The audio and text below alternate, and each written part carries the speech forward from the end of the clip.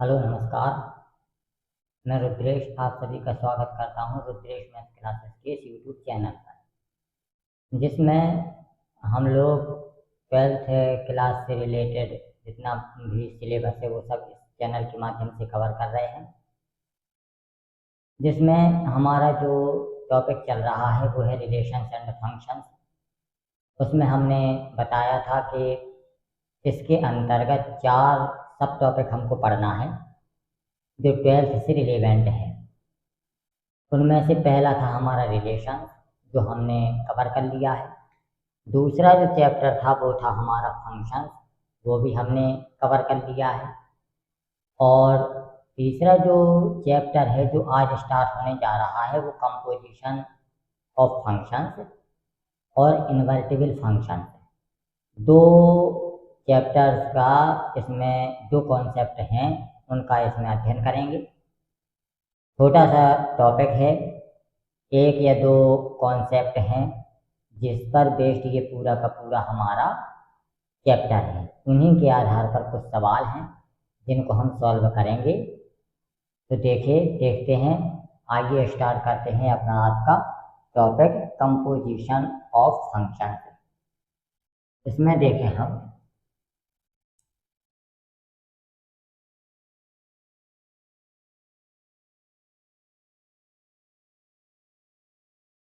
तो कंपोजिशन क्या है कि जैसे 2 या 2 से अधिक कोई फलन है, 2 या 2 से अधिक फलन, उनको कंबाइंड करके हमको एक फंक्शन के रूप में कन्वर्ट करना, ये हमारा कंपोजिशन ऑफ फंक्शंस कहलाता है।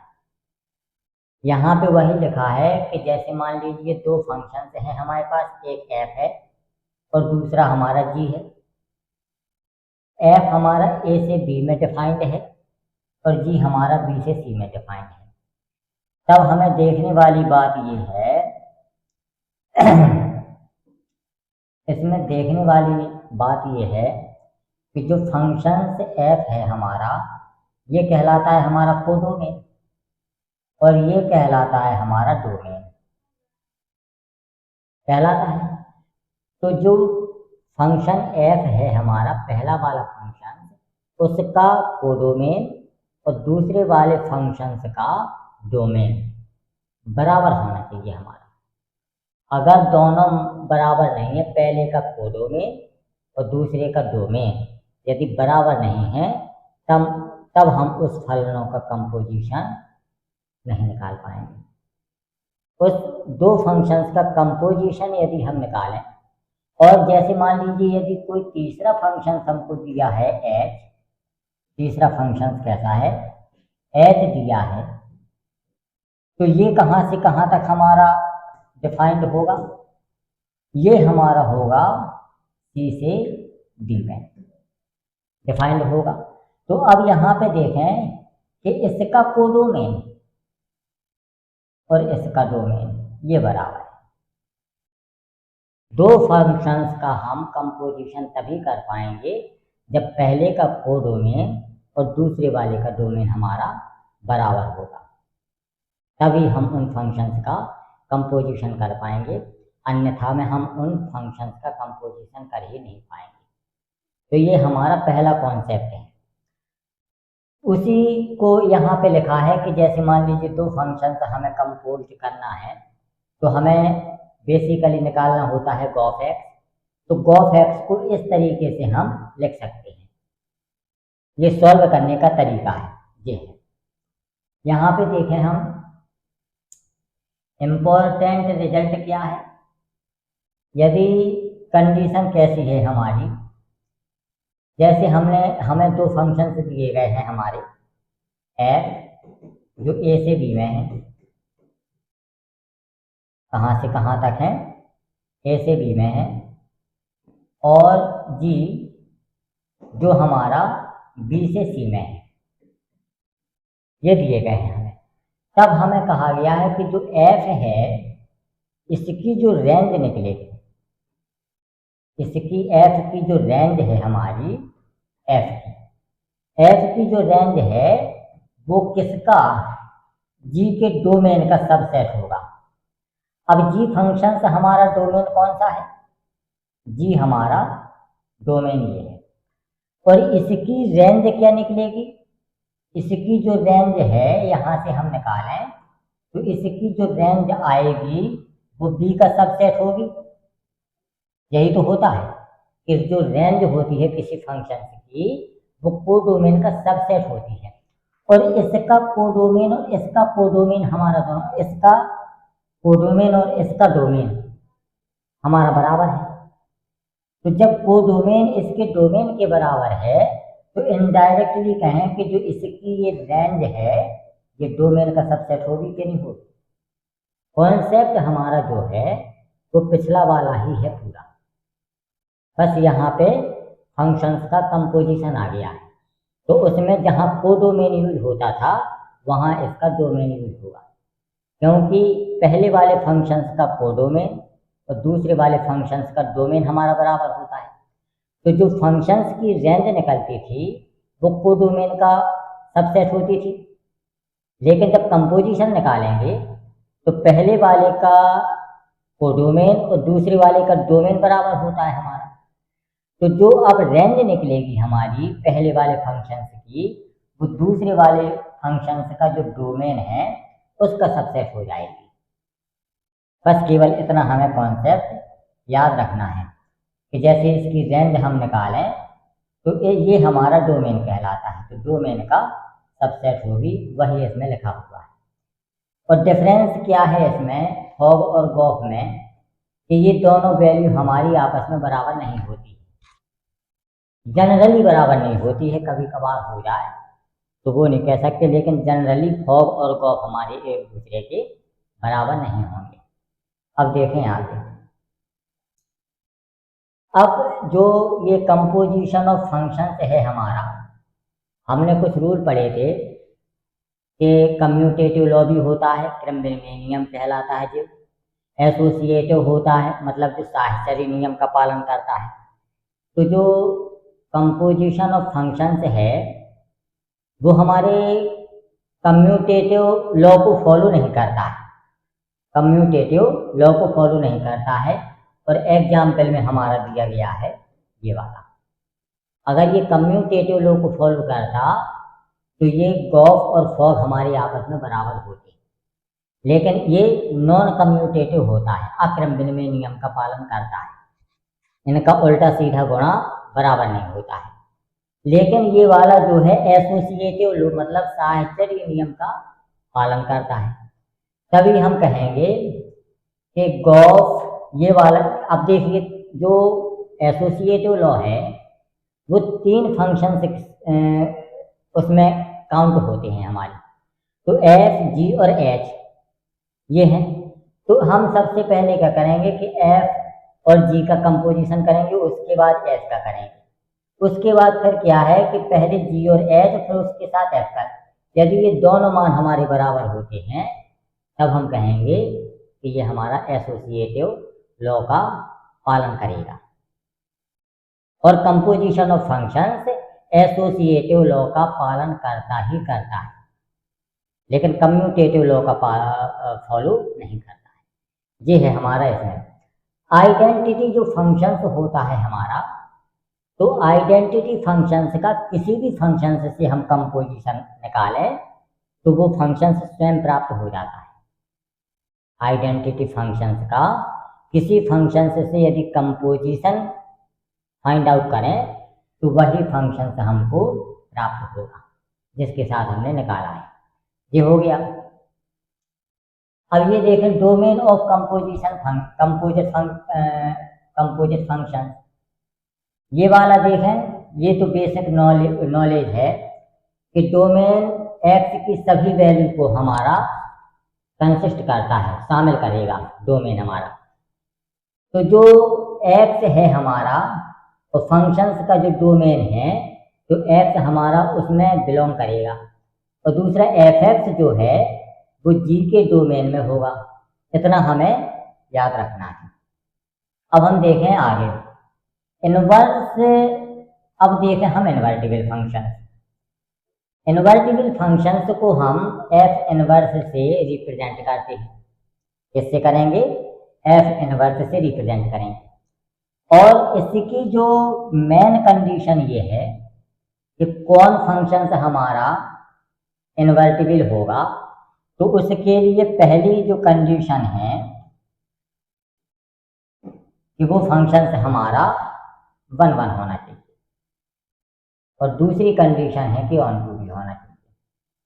यदि कोई फंक्शन हमारा 1 1 और ऑन टू नहीं है, तब हम उसका इन्वर्टिबल या व्युत्क्रम नहीं निकाल सकते। इन्वर्टिबल निकालने के लिए सबसे 2 ही कंडीशन इम्पोर्टेंट हैं कि उस फंक्शन को हमारा बाइजेक्टिव होना पड़ेगा।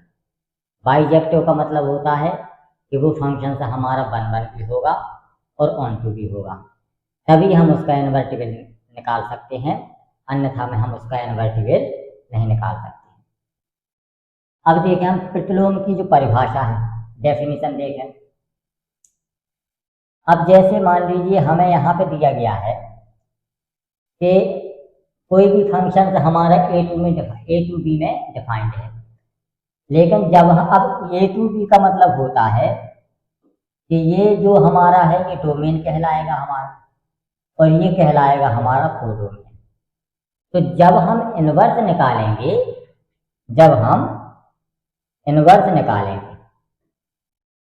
तो कोडोमेन हमारा डोमेन बन जाएगा। कोडोमेन क्या बन जाएगा? डोमेन बन जाएगा, और डोमेन हमारा बन जाएगा कोडोमेन। ये आपस में हमारे इंटरचेंज हो जाते हैं, डोमेन और कोडोमेन हमारे इंटरचेंज हो जाते हैं जब भी हम किसी फंक्शन का इन्वर्स फाइंड आउट करेंगे। तो ये लिखा है, अगर हम किसी फंक्शन में उसी के इन्वर्स का मल्टीप्लिकेशन करते हैं तो वो हमें x के बराबर प्राप्त होता है।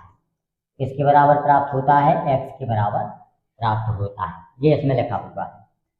अब देखते हैं हम आगे। अब इन्वर्स फंक्शन को हम फाइंड आउट कैसे करेंगे? कोई भी फंक्शन है हमारा, उसको हम y के इक्वल में मानेंगे, फिर उस फंक्शन को जो हम y के बराबर मानेंगे उसको x का मान हम y के टर्म्स में फाइंड आउट करेंगे, y के टर्म्स में फाइंड आउट करेंगे। उसके बाद x के स्थान पर हम f इनवर्स x लिखेंगे और y के स्थान पर हम x रखेंगे। तो इस तरीके से हम किसी भी फंक्शन का इनवर्स फाइंड आउट कर सकते हैं, जो कि हम आगे क्वेश्चन में देखेंगे। अब देखें inverse of composite function. Composite functions का हमको इनवर्स देखना है। जैसे मान लीजिए ये इम्पोर्टेंट फॉर्मूला है, इसी के आधार पर लगेगा। जैसे कोई भी फंक्शन से हमारा फॉग, उसका होल इनवर्स फाइंड आउट करें तो वो उल्टा करके हमें प्राप्त होता है जी इनवर्स को एफ इनवर्स। ठीक है, इतना देखना है हमें। एफ एक्स का जो ग्राफ है, एफ एक्स और f inverse x are symmetric about y equal to x. जब भी इनका हम ग्राफ खींचें तो ये हमें वाई इक्वल टू एक्स की लाइन में हमें प्राप्त होते हैं, ये बताया गया है। और दूसरा देखें हम, जैसे मान लीजिए ये है कंपोजिशन संयोजन। देखें हम इसका कि पहले हम आंतरिक first inner function then outer function क्या करते हैं। ये लिखा हुआ है कि नॉन कम्यूटेटिव होता है, लेकिन एसोसिएटिव रूल को फॉलो करता है ये फंक्शन हमारा। अब देखें आगे, इनवर्स क्या है कि ये एग्जिस्ट करता है केवल जब बाइजेक्शन हो कि वो फंक्शन हमारा 1 1 भी होना चाहिए और ऑन टू भी होना चाहिए। Domain and range interchange, domain और कोडोमेन आपस में इंटरचेंज हो जाती है हमारी। 1 1 टेस्ट इंपॉर्टेंट है कि 1 1 फंक्शन होना चाहिए उसको, ये इसमें लिखा हुआ है। हमें ये कुछ क्वेश्चन हैं जो इस चैप्टर के अंतर्गत पूछे जाएंगे। फॉग हमें कैसे निकालना है, गॉफ निकालने के लिए पूछा जा सकता है। फॉग और गॉफ को बराबर है कि नहीं, ये वाला पूछा जा सकता है। इनवर्स निकालने के लिए पूछा जा सकता है। कंपोजिट फंक्शंस के लिए पूछा जा सकता है, ये इन्वर्टिबल है कि नहीं, ये पूछा जा सकता है। इस तरीके के कुछ क्वेश्चन हैं जो इस चैप्टर में पूछे जा सकते हैं। अब देखते हैं हम आगे, ये है क्वेश्चंस पर आते हैं हम कि क्वेश्चंस हमें कैसे सॉल्व करेंगे।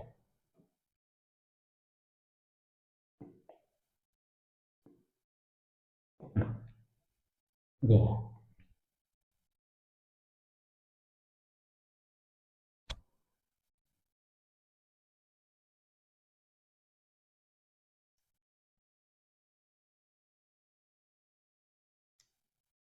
यहाँ पे हमें जो दिया गया है कि f हमारा R2R में है। f कहाँ से कहाँ तक है? f हमारा R2R में और ये भी हमारा R2R में, कोई समस्या नहीं है। यहाँ का जो कोडोमेन है हमारा और यहाँ के डोमेन के बराबर है, तब कोई समस्या नहीं है, हम फंक्शंस का कंपोजिशन ज्ञात कर सकते हैं। अब हमें देखना यह है कि जो फंक्शंस दिया गया है f(x), वो दिया गया है हमें cos x। कितना दिया गया है? cos x। और जो दूसरा फंक्शन दिया गया है हमको g(x), वो दिया गया है हमें 3x²। इतना दिया गया है। हमें दो चीजें फाइंड आउट करना है। पहला तो हमें करना है गॉस और दूसरा करना है हमें फॉग। ये दो चीजें हमें फाइंड आउट करनी है। अब हम देखें सबसे पहले गॉफ। तो यदि हम गॉफ देखें, कितना देखना है हमें? गॉफ जब देखते हैं तो यहाँ पे हम इसको ब्रैकेट में लिख करके इसको यहाँ पे x लिख देते हैं, लिखेंगे। और जब इसको हम फाइंड आउट करेंगे तो g हमारा आ जाएगा और ब्रैकेट में हम इसको लिख सकते हैं fx, लिख सकते हैं। अब यहाँ पे हम देखें कि g तो हमारा वैसे का वैसा रहेगा। जो fx का मान दिया गया है वो है हमारा cos x, तो fx के स्थान पर cos x हम रख लेंगे। अब देखना यह है कि g के जो ब्रैकेट में संख्या लिखी हुई है वो है हमारी x, तो ये फंक्शन हमारा x में आया। लेकिन यहाँ g के जो अंदर जो ब्रैकेट है वहां लिखा हुआ है cos x। इसका मतलब है कि जहां जहां पे भी g में x है उस x के स्थान पर हमको cos x रखना है। तो हम इसमें cos x जब रखेंगे इसमें तो ये हो जाएगा 3। x के स्थान पर हम रखेंगे cos x, तो ये हमारा cos² x हो जाएगा। ये किसका मान आया? हमारा गॉफ का मान आ गया। ये हमारा गॉफ का मान आ गया। अब हमें निकालना है फॉग। अब क्या निकालना है? फॉग। तो हम देखें फॉग और ब्रैकेट में लिखते हैं यहाँ पे x, लिख दिया। तब हम लिख सकते हैं इसको f of gx। ब्रैकेट में हमारा कितना आ गया? gx। अब हम यहाँ पे देखें कि ये तो हमारा f लिखा हुआ है और gx का जो मान है हमें दिया गया है वो है 3x²। gx का कितना दिया हुआ है? 3x² दिया है। तो अब gf के जो ब्रैकेट में है वो है हमारा 3x²। तो f का जो भी फंक्शन दिया गया है हमें, उसमें जहां जहां पे भी x है उस x के स्थान पर हमको 3x² रखना है। तो यहाँ पे देखें हम, तो ये होता है हमारा cos और x के स्थान पर हमको रखना है 3x²। और ये आ गया हमारे पास fog आ गया। तो अब हम इसमें देखते हैं, इसमें ये देखते हैं कि क्या गॉफ और फॉग हमारे आपस में बराबर है? नहीं है। तब हम लिखेंगे यहाँ पे g o f is not equal to f o g. इसीलिए कहा गया था कि जो हमारे कंपोजिट फंक्शन होते हैं वो कम्यूटेटिव लॉ को फॉलो नहीं करते, नॉन कम्यूटेटिव होते हैं, अक्रमण में नियम का पालन करते हैं। क्रम विनिमय नहीं होते हैं। इसी आधार पर नहीं होता है कि हमने इस क्वेश्चन को सॉल्व किया तो गॉफ और फॉग हमारे आपस में बराबर नहीं आए। इसीलिए जो कंपोजिट फंक्शंस होते हैं वो हमारी नॉन कम्यूटेटिव होते हैं। ये हमारा सॉल्यूशन है इसका।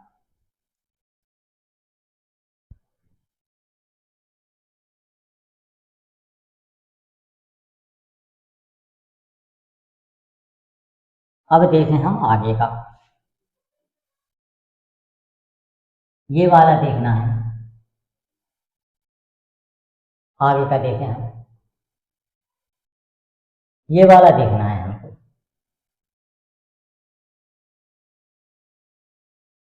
ये वाला हमें देखना है।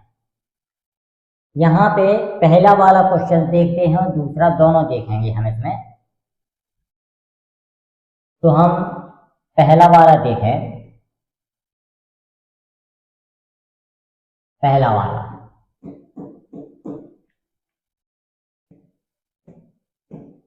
हमें निकालना है गॉफ। तो जब हमने गॉफ निकाला तो यहाँ पे ब्रैकेट में हम x कर देंगे। तो यहाँ पे जब हम लिखेंगे इसको तो ये लिख देंगे हम g ऑफ ब्रैकेट में f है, इतना लिख देंगे और ये ब्रैकेट हमारा हो जाएगा बंद, हो जाएगा। अब हम क्या करें कि जो यहाँ पे g लिखा हुआ है और f(x) का जो मान दिया गया है हमें मॉड्यूलस x, उसको रखेंगे हम। तो ये आ जाएगा हमारे पास मॉड्यूलस ऑफ x आ गया। अब हमें g का फंक्शन से जो दिया गया है, क्योंकि g में ब्रैकेट में लिखा हुआ है x, तो ये फंक्शन हमारे x के टर्म्स में है, लेकिन यहाँ पे g में लिखा हुआ है ब्रैकेट के अंदर मॉड्यूलस ऑफ x। तो जहाँ जहाँ पे भी हमारा x है उस x के स्थान पर हमको मॉड x रखना है, x के स्थान पर मॉड x रखना है और हमारा क्वेश्चन सॉल्व हो जाएगा। तो यहाँ पे हमारा एक मॉड तो हमारा पहले लगा हुआ है, 5 लिखेंगे और x के स्थान पर हम लिखेंगे मॉड x, तो ये हो जाएगा हमारा मॉड x। और बाकी हमारा फंक्शन ज्यों का त्यों रहेगा। ये है, ये इसका मान आ गया गॉफ का, किसका आया, गॉफ का। ये हमारा गॉफ का मान आ गया। अब हमें निकालना है फॉग का मान। तो जब हम फॉग का निकालेंगे तो यहाँ ब्रैकेट में x हो जाएगा कि नहीं हो जाएगा, और इसको हम लिख सकते हैं f और ब्रैकेट में gx लिख सकते हैं इसको, ये बात gx लिख दिया। अब हम देखें यहाँ पे कि ये जो f है और ब्रैकेट वाला gx के स्थान पर लिखा हुआ है हमारा modulus of 5 minus x, modulus of 5x minus का 2, इतना लिखा हुआ है। अब हमें देखना है कि जो फंक्शन x दिया गया है उसके ब्रैकेट में x लिखा हुआ है, तो ये जो फंक्शन है वो हमारा x के टर्म्स में आया। अब हमें देखना है कि x के स्थान पर यहाँ पे लिखा हुआ है मॉड 5x माइनस की 2, तो जहाँ जहाँ पे भी x है हमारा वहाँ वहाँ हमको मॉड्यूलस ऑफ 5x माइनस की 2 रखना है। तो यहाँ पे देखें हम कि ये मॉड में संख्या दी गई है, तो एक मॉड तो पहले से ही, दूसरा इस x के स्थान पे हमको इसको रखना है, तो ये हो जाएगा मॉड 5x और माइनस का 2, ये हो जाएगा, और एक इसका मॉड आ जाएगा, ये हो जाएगा, और ये हमारा किसका मान है, फॉग का। अब हम देखते हैं कि क्या गॉफ और फॉग हमारे आपस में बराबर हैं, तब हम कहेंगे कि नहीं है। इसीलिए कहते हैं कि जो कंपोजिट फंक्शंस होते हैं हमारे वो नॉन कम्यूटेटिव होते हैं, अक्रम विनिमय नियम का पालन करते हैं, क्रम विनिमय नियम का पालन नहीं करते। लेकिन जो कंपोजिट फंक्शंस होते हैं वो एसोसिएटिव लॉ को जरूर फॉलो करते हैं। ये है हमारा इसका क्वेश्चन आंसर। अब हम अगला क्वेश्चन देखें, अगला सवाल ये देखते हैं। अब हमें दिया गया है दूसरा वाला क्वेश्चन। दूसरा वाला क्वेश्चन दिया गया है, एफ एक्स दिया गया है हमें। एफ एक्स जो दिया गया है वो दिया गया है 8x³ और जी एक्स जो दिया गया है वो दिया गया है हमें x⁴ अब इस क्वेश्चन को सॉल्व करना है तो हमें देखना है कि गॉफ कितना, गॉफ, और इसको ब्रैकेट में हम x लिखेंगे। तो यहाँ पे जो लिखेंगे वो लिखेंगे हम g और ब्रैकेट में fx रख देंगे। अब यहाँ पे जब हमने लिखा तो ये हो जाएगा हमारा g और fx के स्थान पर 8x³ आ जाएगा, 8x³ इतना आ जाएगा। तो g का जो फंक्शन है उसमें जहाँ जहाँ पे भी x है वहाँ पे हमको 8x³ रखना है। तब हम देखते हैं कि g का जो फंक्शन है वो ये है, तो 8x³ रखें और इसकी पावर में 1/3 आ जाएगी। अब हम देखते हैं कि जब 8 का हम क्यूब रूट निकालेंगे तो वो हमें 2 प्राप्त होता है और x³ का जब हम क्यूब रूट निकालेंगे तो वो हमें x प्राप्त होता है। तो गॉफ कुल मिला के हमको 2x प्राप्त हो गया। कितना प्राप्त हो गया? 2x प्राप्त हो गया इस क्वेश्चन से। अब हमें देखना है फॉग। अब कितना देखना है? अब देखना है हमें फॉग और ब्रैकेट में करेंगे यहाँ पे x। तो यहाँ पे हम देखें ये f लिखा है, ब्रैकेट में लिखते हैं यहाँ पे gx। अब यहाँ पे हम देखें कि f तो लिखा हुआ है और gx का जो मान है वो है हमारा x⁴ 1/3, x⁴ 1/3 इतना लिखा है। तो जो f फंक्शन से है हमारा उसमें जहाँ जहाँ पे भी x है वहाँ हमें x⁴ 1/3 रखना है। तो यहाँ पे हम देखें f का मान है 8 और x का जहाँ मान है वहाँ रखना है इतना। तो x⁴ 1/3 रखेंगे और होल पावर 3 आ जाएगा। 3 से हमारा 3 कैंसिल हो गया, मान आ गया हमारा 8x जो कि हमारा क्या आया? फॉग। अब इसमें भी हम देखें कि गॉफ और फॉग हमारे आपस में बराबर नहीं आए। ये हमारे हलों के कंपोजिशन जो होते हैं इस तरीके से सवाल सॉल्व होते हैं। अब देखते हैं हम आगे के सवालों को।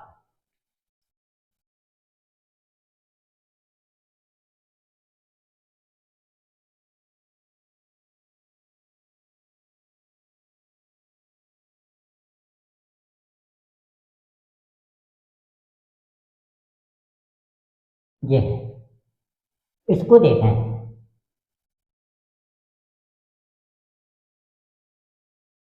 इसको हम देखें, यहाँ पे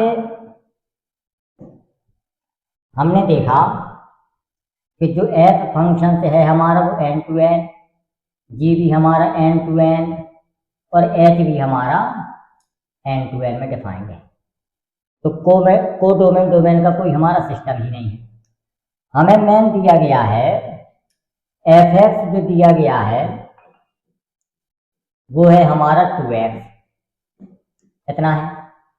gx gy, अब यहाँ पे gy दिया गया है, gy दिया गया है हमें 3y + 4, 3y + 4 और hz दिया गया है, hz दिया गया है sin z।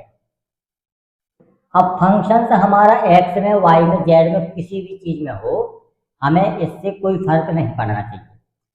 हम ये देखते हैं कि जब ब्रैकेट के अंदर संख्या हम वो टर्म्स लिखा हुआ है x तो पूरा फंक्शन से हमारा x में चल रहा है। ब्रैकेट के अंदर लिखा हुआ है y तो पूरा फंक्शन हमारा y में चल रहा है।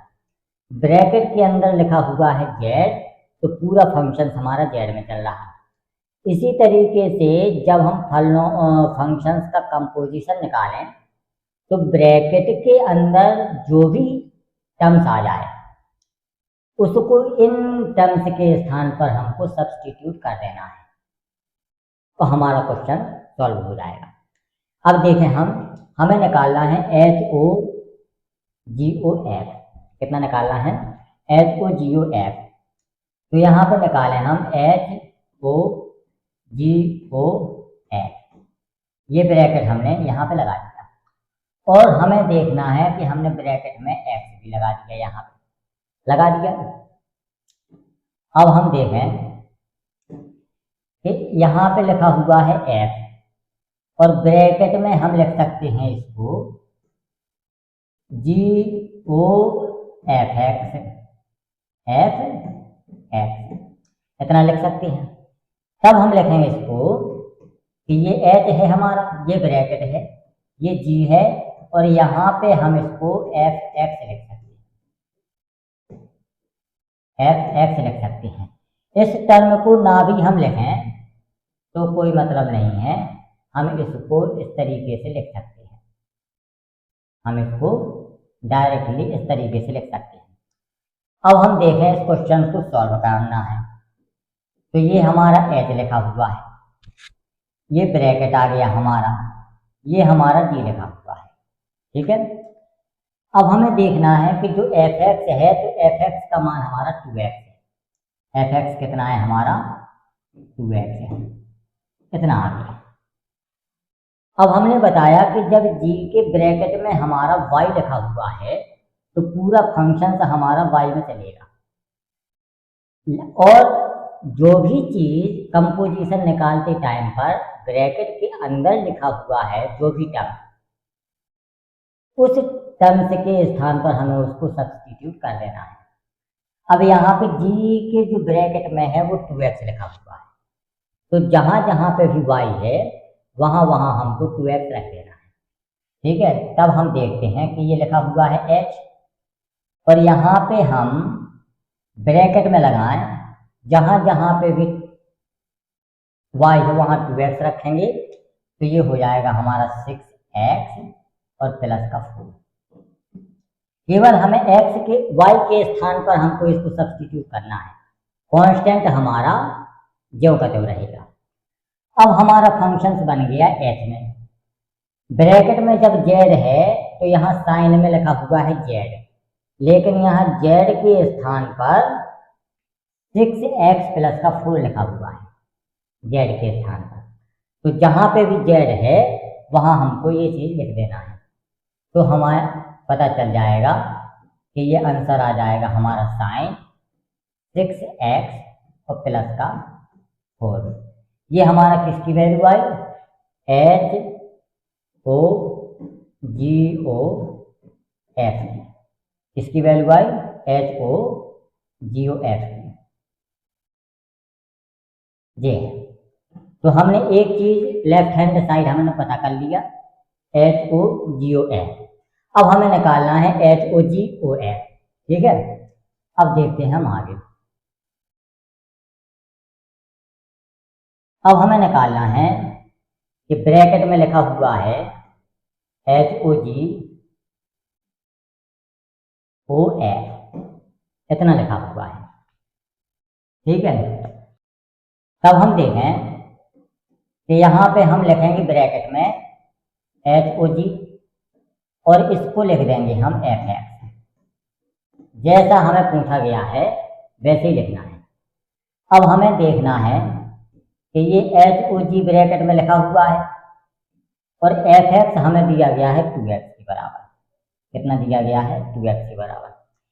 अब हमने देखा कि जब इसकी बारी आई तब हम यहाँ पे लिखेंगे ब्रैकेट में HOG इंटू 2x, इतना लिख देंगे। अब जब इतना लिख दिया तब हमें पता चल गया कि इसको हम लिख सकते हैं h of g 2x, इतना लिख दिया हमने। अब जब इतना लिख दिया तो जो g का फंक्शन है हमारा, उसमें जो भी हमारा y के स्थान पर है, उसमें y के स्थान पर हमको 2x रखना है। तो हम देखते हैं कि ये हो जाएगा h, y के स्थान पर रखेंगे तो ये हो जाएगा 6x प्लस का 4 हो जाएगा। अब h में z के स्थान पर ये लिखा हुआ है, तब हम इसको लिख देंगे साइन 6x प्लस का 4। ये आ गया हमारा। तो हमें HOGOF कितना प्राप्त हुआ? HOGOF हमें जो प्राप्त हुआ वो प्राप्त हुआ साइन 6x प्लस का 4, इतना प्राप्त हुआ। तो हम दोनों का कंपैरिजन जब करें तो हमें पता चलता है कि दोनों का मान हमारा सेम है। दोनों का क्या है? मान हमारा सेम है। HOGOF, दूसरा है हमारा HOGOF। इन दोनों का मान हमें सेम प्राप्त हो रहा, इसीलिए हम कहते हैं कि composition of functions associative rule को हमारा फॉलो करता है, क्योंकि दोनों मान हमारी आपस में बराबर आ गए। इस तरीके से कंपोजिशन ऑफ फंक्शंस के जितने भी क्वेश्चन हैं उनको सॉल्व करना है। अब देखते हैं हम एक दो क्वेश्चंस इन्वर्टिबल फंक्शंस के कि इन्वर्स कैसे हम फाइंड आउट करें। ये देखो,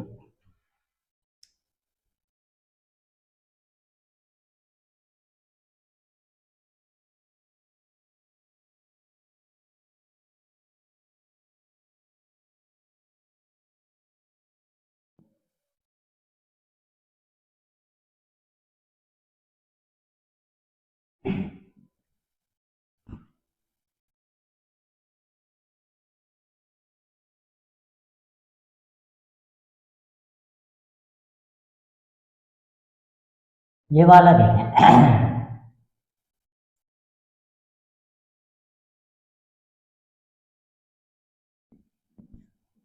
जो हमें फंक्शंस दिया गया है वो n2y में दिया गया है। किसमें दिया गया है? n2y में दिया गया है। और y जो हमें दिया गया है वो दिया गया है नेचुरल नंबर में, स्मॉल y, और ये हमारा यहाँ पे डिफाइंड है स्मॉल y हमारा यहाँ पे डिफाइंड है। तो y हमारा कैसा है? नेचुरल नंबर में है। तो मतलब जो फंक्शंस है हमारा वो हमारा नेचुरल, और x भी हमारा किस में डिफाइंड है? हमारा नेचुरल नंबर में। तो कोई भी x की वैल्यू हम इसमें पुट करें तो y का जो मान है हमारा वो एक नेचुरल नंबर हमारा देगा, नेचुरल नंबर देगा। तो हमें ये देखना है कि ये जो फंक्शंस दिया गया है और f(x) का जो मान दिया गया है हमें, वो f(x) का मान दिया गया है 4x प्लस का 3। कितना दिया गया है? 4x का प्लस 3। अब हमें निकालना है कि prove that f is invertible. हमें ये फाइंड आउट करना है कि f जो हमारा है वो इनवर्टिबल है या नहीं, इनवर्टिबल है या नहीं। तो इनवर्टिबल के लिए हमारी पहली जो कंडीशन होती है कि फंक्शंस हमारा 1 1 होना चाहिए। फंक्शंस कैसा होना चाहिए? 1 1। तो हम देखते हैं कि, और दूसरा है कि वो फंक्शंस हमारा 1 2 होना चाहिए। अब हम यहाँ पे देखें कि 1 1 हम कैसे चेक करेंगे। 1 और 1 हम कैसे चेक करेंगे? 1 1 चेक करने का हमारा केवल एक तरीका है कि जैसे मान लीजिए हमें डोमेन दिया गया है n और यही हमारी इनपुट वैल्यू होती है। तो कोई भी दो नंबर डिफरेंट नंबर लें, यदि उनकी डिफरेंट इमेज हमको प्राप्त हो रही है तब हम कहेंगे कि वो फंक्शन हमारा इन्वर्टिबल हो जाएगा। कैसा हो जाएगा? इन्वर्टिबल हो जाएगा। तो हम यहाँ पे देखें कि जैसे मान लीजिए हमने 1 और 2 लिया, जो कि हमारा n से बिलोंग करता है। किससे करता है? n से बिलोंग करता है।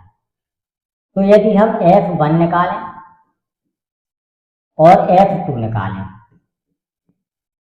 कि ना निकालें, f1 यदि हम इसमें रखते हैं फंक्शंस में तो 7 हमको प्राप्त होता है। कितना प्राप्त होता है? 7। और जब 2 रखें तो 8 तो 11 प्राप्त होता है। कितना प्राप्त होता है? 11 हमको प्राप्त होता है। तो मतलब डिफरेंट इनपुट की डिफरेंट इमेज हमको प्राप्त होती है। तब हम कहेंगे कि this function is a one one function. This function is one one. ये जो फंक्शन है हमारा ये वन वन हो जाएगा। अब हमें देखना है कि इस फंक्शन को ऑन टू कैसे फाइंड आउट करें। ऑन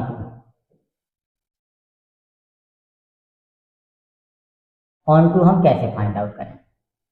तो हमने ये चीज देखा कि जो हमारा मान है, यहां पे हम देखें, जैसे मान लीजिए ये बनाया हमने और दूसरा हमने ये बनाया। हमें पता है कि ये वैल्यू तो हमारी n है। कितनी है? n है। और ये वाली वैल्यू हमारी y के बराबर है। ये हमें देखना है ये वाली वैल्यू कैसी है? हमारी y के बराबर। तो यदि हम इसमें 1 2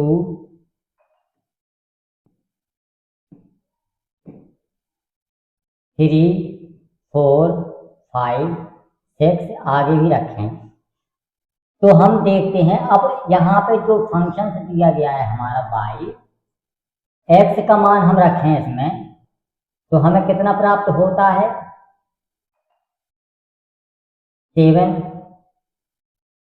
और दूसरा हम 2 रखें तो 11 और 3 रखें तो कितना प्राप्त होगा?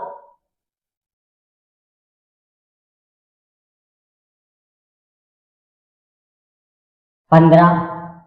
तो 4 रखें तो 16 और 3 19 और 5 रखें तो 5 20 और 3 23। इस तरीके से इसका हमें मान प्राप्त होता है कि नहीं होता है? तब हम देखें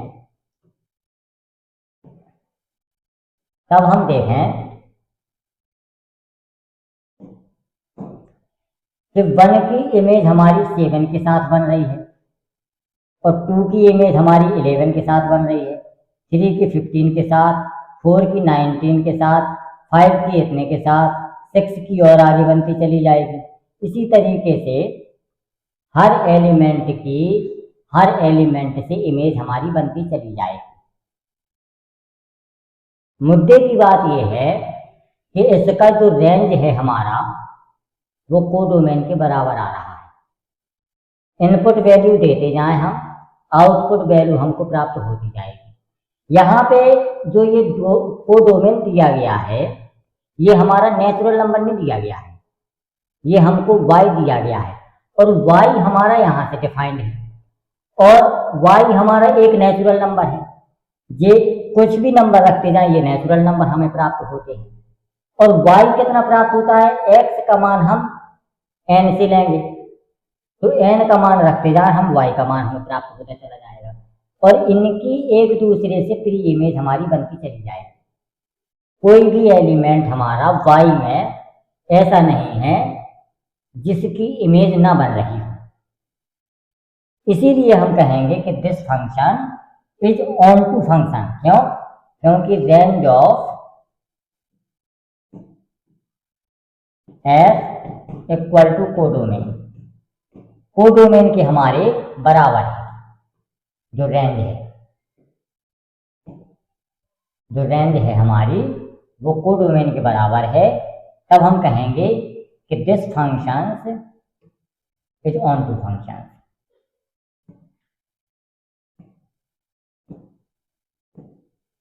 this function this function is on to function.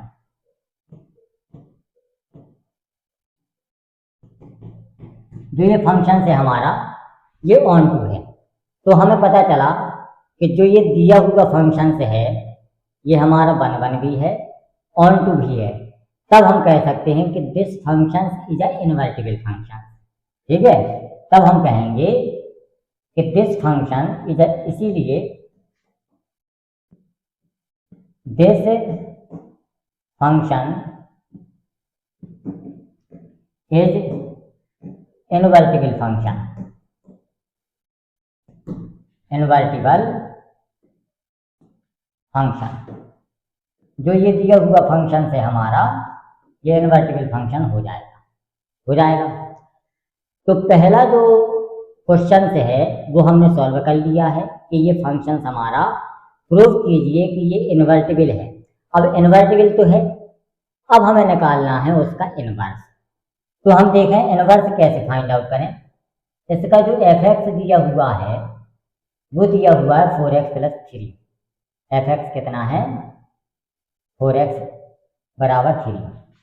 अब हमें दूसरा पार्ट निकालना है इसका इन्वर्स। तो एफ एक्स बराबर लिखा हुआ है 4x + 3 निकालना है। अब हमने देखा कि जब भी किसी फंक्शन का इन्वर्स हम फाइंड आउट करते हैं तो एफ एक्स को y के स्थान पर हम y के बराबर रखते हैं। तो हम यहाँ पे रखेंगे y = एफ एक्स रखेंगे। तो हम इसको लिख सकते हैं y = 4x + 3, 4x + 3 इतना आ गया। अब x को हम y के टर्म्स में फाइंड आउट करते हैं। x को क्या करेंगे y के टर्म्स में हम फाइंड आउट करेंगे। तो हम देखते हैं यहाँ पे लिख सकते हैं हम y - 3 = 4x। तो यहाँ पे आ जाएगा x = y - 3/4 इतना आ जाएगा y - 3/4। अब दूसरा स्टेप हमें लेना है कि x के स्थान पर हमको f इनवर्स x रखना है। और अब देखें इसका स्टेप किस तरीके से हम फाइंड आउट होता है। वैसे तो हम डायरेक्टली x के स्थान पर हम f इनवर्स x रखेंगे और y के स्थान पर हम x रख देंगे और हमारा आंसर आ जाएगा। लेकिन ये चीज आई कैसे ये हम देखें, ये चीज हमारी आई कैसे ये हम देखें। तो यहाँ पे हम देखते हैं इससे ये वाला हमें यहाँ पे दिया गया है, इसको यहाँ से हम देखते हैं ये आई हमारी कैसे है इसको यहाँ से देखते हैं। जब हम यहाँ पे x का मान निकालेंगे तो यहाँ से हम इसको x = f इनवर्स y लिख सकते हैं, f इनवर्स y लिख सकते हैं। तो x के स्थान पर हम इसको f इनवर्स y लिखेंगे, x के स्थान पर f इनवर्स y लिखेंगे। तो यहाँ पे हो जाएगा f इनवर्स y = y - 3/4 होता है कि नहीं होता है। लेकिन हमने देखा कि जब भी हम इसका ग्राफ बनाते हैं तो जब f इनवर्स का हम ग्राफ बनाते हैं तो y = x आता है हमारा, मतलब y = x के सिमेट्रिक होती है ये लाइन। तो x और y आपस में इंटरचेंज हो सकते हैं। तब हम लिखेंगे y के स्थान पर x रख देंगे। तो f इनवर्स x = x -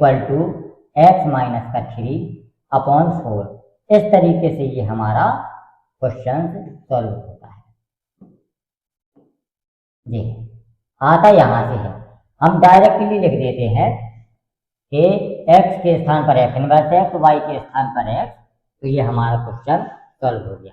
इस तरीके से किसी भी फंक्शन का हम इनवर्स फाइंड आउट करते हैं। अब देखते हैं आगे का सवाल।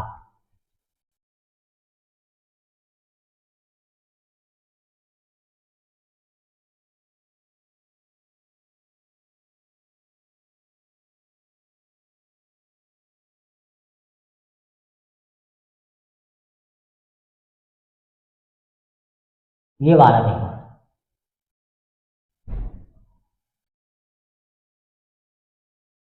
अब ये वाला सवाल है, ये जो fx दिया गया है, ये दिया गया है इतना, और जो हमारी रेंज है वो यहाँ से यहाँ तक है, और हमें सबसे पहले प्रूफ करना है कि वो इन्वर्टिबल है, और ये प्रूफ करना है हमें कि ये हमारा इन्वर्स वाला फंक्शन है। तो इन्वर्टिबल चेक करने के लिए सबसे पहली कंडीशन होती है कि वो फंक्शन हमारा 1 1 ऑन 2 होना चाहिए। 1 1 चेक करने का कोई दिक्कत नहीं है, उसमें हम दो भी ऐसे नंबर रियल नंबर लें जो पॉजिटिव हों। r प्लस का मतलब होता है पॉजिटिव रियल नंबर। उन दो एलिमेंट की हम इमेज निकालें, अगर डिफरेंट इमेज बनती है और वैसे भी डिफरेंट मान हमें प्राप्त होंगे इसके, तो 1 1 तो निकल जाएगा। अब ऑन टू निकालने के लिए दो मेथड हैं हमारे पास, एक तो बाय मैपिंग मेथड, तो मैपिंग से हम एक दूसरे से चेक करें, या मैपिंग ना बना करके वही जो ट्रेडिशनल मेथड है हमारा y इक्वल टू fx मान करके हम सॉल्व करें।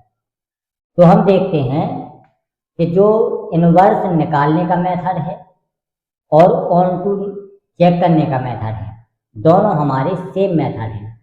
तो हम सीधा डायरेक्ट इनवर्स निकालते हैं, उसी से हम फाइंड आउट करेंगे कि ये हमारा इन्वर्टिबल होगा कि नहीं होगा, ये फंक्शन हमारा ऑन टू है या नहीं।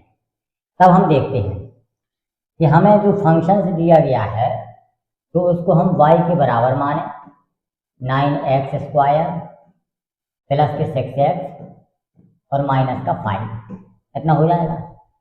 अब हम यहाँ देखें कि y इक्वल टू ये 9x स्क्वायर है, ये 6x है, यहाँ एक जोड़ दिया हमने और एक घटा दिया तो माइनस का 5 हो जाएगा कि नहीं हो जाएगा। तब हम देखें इसमें कि y इक्वल टू ये हमारा हो जाएगा 3x प्लस 1 का होल स्क्वायर, और ये हो जाएगा हमारा माइनस का 6। कितना हो जाएगा? माइनस का 6 हो जाएगा। अब हम इसमें देखें कि y प्लस 6 इक्वल टू ये होता है हमारे पास 3x प्लस 1 का होल स्क्वायर। स्क्वायर यहाँ से खत्म होता है प्लस, स्क्वायर यहाँ से खत्म होगा और यहाँ अंडर रूट लग जाएगा, और यहाँ पे जब हम चेक करेंगे तो x का मान हमें प्राप्त होता है रूट y प्लस का 6 माइनस का 1/3, इतना प्राप्त होता है कि नहीं होता है। अब हम देखते हैं कि y हमारा जो है, y हमें रिप्रेजेंट करता है ये वाला नंबर, ये है हमारा y। तो -5 और इन्फिनिटी के बीच में कोई भी नंबर हम रख दें तो वो हमें एक रियल नंबर देगा। कोई भी नंबर हम XYZ रख दें -5 और इनफाइनाइट के बीच में। अब -5 के पहले जो होता है वो माइनस का 4 होता है। यदि हम इसमें माइनस का 4 रखते हैं तो √2 आएगा, √2 में से -1 घटेगा और 3 का डिवाइड होगा तो एक रियल नंबर देगा। रियल नंबर कब नहीं देगा? जब ये वाला हमारा नेगेटिव हो जाए, और नेगेटिव नहीं होगा क्योंकि ये -5 से नीचे जाएगा ही नहीं। -5 और इनफाइनाइट तक कोई भी नंबर रख दें हम तो वो एक पॉजिटिव रियल नंबर देगा, पॉजिटिव रियल नंबर देगा, पॉजिटिव रियल नंबर देगा वो हमें। जब देगा तब हम कहेंगे कि this function is on to function, this is on to. ये वाला क्या है हमारा? ऑन टू हो जाएगा। अब हमें निकालना है इसका इनवर्स। तो जैसे मान लीजिए हमने माना y इक्वल टू fx, तो x का हमारा मान आ जाएगा f इनवर्स y आ जाएगा। तो x के स्थान पर हमको f इनवर्स y रख देना है। तो यहाँ पे देखें f inverse y equal to हो जाएगा √y प्लस 6 माइनस का 1/3, ये हमारा इसका सॉल्यूशन हो जाएगा।